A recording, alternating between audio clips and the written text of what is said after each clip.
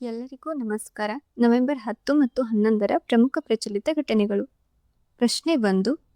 ಯಾವ ಭಾರತೀಯ ಬ್ಯಾಂಕ್ ಇತ್ತೀಚೆಗೆ $100 ಬಿಲಿಯನ್ ಮಾರುಕಟ್ಟೆ ಮೌಲ್ಯ ಮತ್ತು ₹100 ಟ್ರಿಲಿಯನ್ ಒಟ್ಟು ವ್ಯವಹಾರ ದಾಟಿದೆ? ಆಯ್ಕೆಗಳು: A. ICICI bank, B. HDFC bank, C.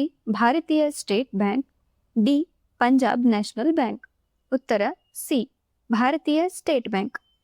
ಭಾರತೀಯ ಸ್ಟೇಟ್ ಬ್ಯಾಂಕ್ನ ಮೊದಲ ಹೆಸರು ಇಂಪೀರಿಯಲ್ ಬ್ಯಾಂಕ್ ಮತ್ತು ಇದು 1955ರಲ್ಲಿ ರಾಷ್ಟ್ರೀಕರಣಗೊಂಡು ಭಾರತೀಯ ಸ್ಟೇಟ್ ಬ್ಯಾಂಕ್ ಎಂದು ಮರುನಾಮಕರಣ ಮಾಡಲಾಯಿತು. ಪ್ರಶ್ನೆ 2. SBIಯ ಪ್ರಧಾನ ಕಚೇರಿ ಯಾವ ನಗರದಲ್ಲಿದೆ? ಆಯ್ಕೆಗಳು: A. New Delhi, B. Mumbai, C. Hyderabad, D. Bengaluru.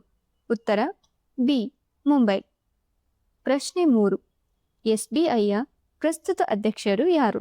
ಆಯ್ಕೆಗಳು: A. Challa Sreenivasulu Setty, B. Shaktikanta Das, C. Amitabh Chaudhry, D. Sashidhar Jagdishan. ಉತ್ತರ ಎ. ಚಲ್ಲಾ ಶ್ರೀನಿವಾಸಲು ಶೆಟ್ಟಿ. ಪ್ರಶ್ನೆ 4. 2025ರಲ್ಲಿ ಭಾರತದ 91ನೇ ಚೆಸ್ ಗ್ರ್ಯಾಂಡ್ ಮಾಸ್ಟರ್ ಯಾರು? ಆಯ್ಕೆಗಳು: A. S. Rohith Krishna, B. Praggnanandhaa R, C. Ilamparthi AR, D. Rahul VS. ಉತ್ತರ ಡಿ. ರಾಹುಲ್ VS. ಪ್ರಶ್ನೆ 5. ರಾಹುಲ್ VS ಅವರು ಯಾವ ಟೂರ್ನಿಯಲ್ಲಿ ಗ್ರ್ಯಾಂಡ್ ಮಾಸ್ಟರ್ ಪಟ್ಟವನ್ನು ಗಳಿಸಿದರು? ಆಯ್ಕೆಗಳು: A. Bijeljina open 2025, B. Almaty masters Konaev cup, C. 6ನೇ Asian individual championship 2025, D. Tata steel chess tournament. ಉತ್ತರ ಸಿ. 6ನೇ ಆಸಿಯನ್ ಇಂಡಿವಿಜುವಲ್ ಚಾಂಪಿಯನ್ಶಿಪ್ 2025. ಪ್ರಶ್ನೆ 6. ಭಾರತದ 90ನೇ ಗ್ರ್ಯಾಂಡ್ ಮಾಸ್ಟರ್ ಯಾರು? ಆಯ್ಕೆಗಳು: A. Rahul VS, B. Ilamparthi AR, C. S. Rohith Krishna, D. Gukesh D. ಉತ್ತರ ಬಿ. ಇಲಂಭಾರ್ತಿ AR. ಪ್ರಶ್ನೆ 7. ಮುಂದಿನ all India tiger estimation AITE ಸಮೀಕ್ಷೆಯನ್ನು ಯಾವ ವರ್ಷದಲ್ಲಿ ನಡೆಸಲಾಗುತ್ತದೆ? ಆಯ್ಕೆಗಳು: ಎ. 2025, ಬಿ. 2026, ಸಿ. 2027, ಡಿ. 2028. ಉತ್ತರ ಬಿ. 2026. ಈ AITE ಸಮೀಕ್ಷೆಯನ್ನು ಪ್ರತಿ 4 ವರ್ಷಗಳಿಗೊಮ್ಮೆ ನಡೆಸಲಾಗುತ್ತದೆ. ಪ್ರಶ್ನೆ 8. ಹಿಂದಿನ 2022ರ ಸಮೀಕ್ಷೆಯಲ್ಲಿ ದಾಖಲಾಗಿದ್ದ ಹುಲಿಗಳ ಸಂಖ್ಯೆ ಏನು? ಆಯ್ಕೆಗಳು: ಎ. 2967, ಬಿ. 3682, ಸಿ. 4125, ಡಿ. 5000ಕ್ಕಿಂತ ಹೆಚ್ಚು.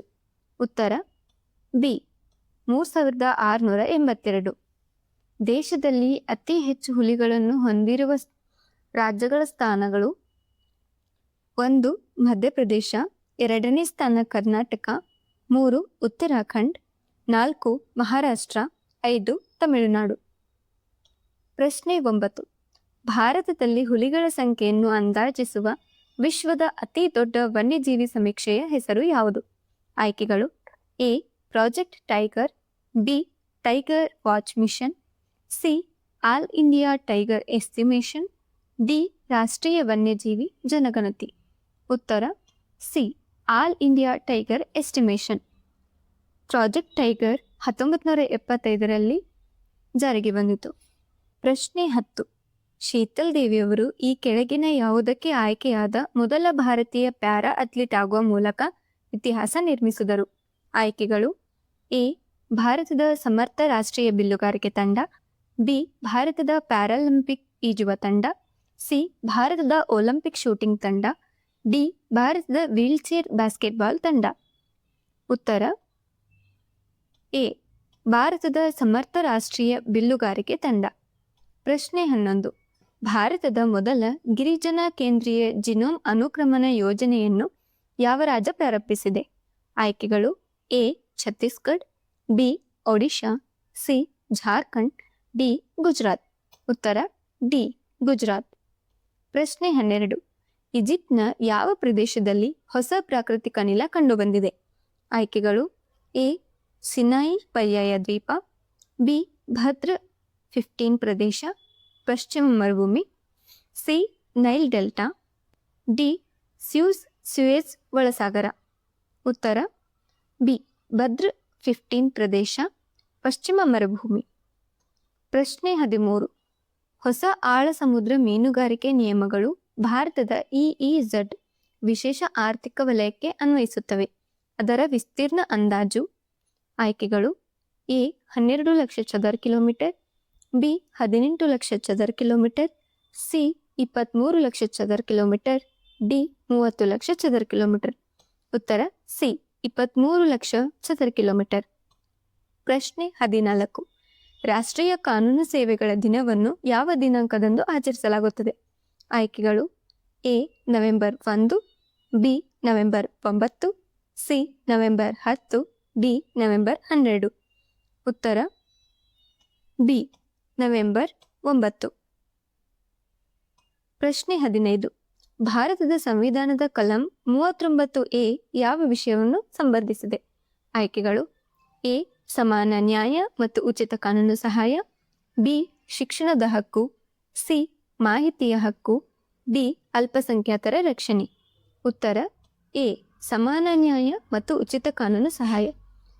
ಈ ಸಂವಿಧಾನದ ಕಲಂ 39Aಯನ್ನು 42ನೇ ತಿದ್ದುಪಡಿಯ ಮೂಲಕ ಭಾರತದ ಸಂವಿಧಾನಕ್ಕೆ ಸೇರಿಸಲಾಯಿತು. ಇದರ ಜೊತೆಗೆ ವಿಧಿ 43A ಮತ್ತು ವಿಧಿ 48Aಗಳನ್ನು ಸಹ ರಾಜನೀತಿ ನಿರ್ದೇಶಕ ತತ್ವಗಳಿಗೆ ಸೇರಿಸಲಾಯಿತು. ಧನ್ಯವಾದಗಳು.